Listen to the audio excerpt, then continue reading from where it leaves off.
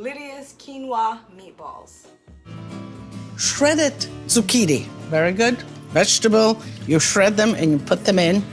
Breadcrumbs, of course, to bind it all. This is panko breadcrumbs. I like them a little crunchier. Grated cheese and plenty of it because you don't have the meat. So you need that substance. Let's see where we are so far.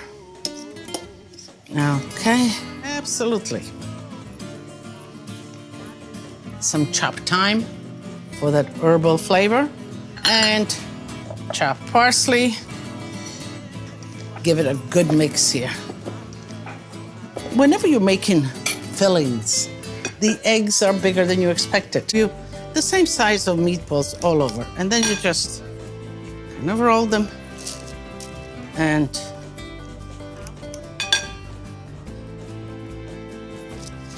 here you can get the family involved.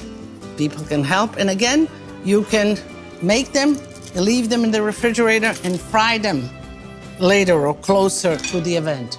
So I will finish rolling these up. It's just a little bit above that. But once I put the meatballs in, it'll bring the temperature down. And when you're dropping it in, go close to the oil. Don't drop it from top because it's going to squirt on you.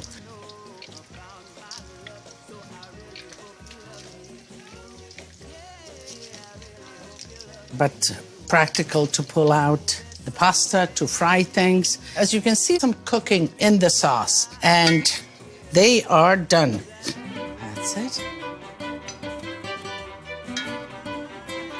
Just like that. And I will take some sauce, just like that. Do I want a little bit more cheese? Yeah, I think I do. And I have my little vino here. So let's taste.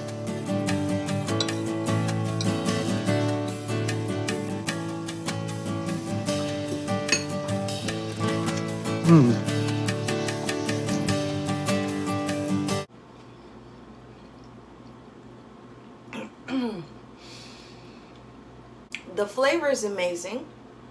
The texture I'm not really a fan of. To fix the texture of these quinoa meatballs, adding oat flour would have done it. Would have really binded it together and given you a much better mouthfeel.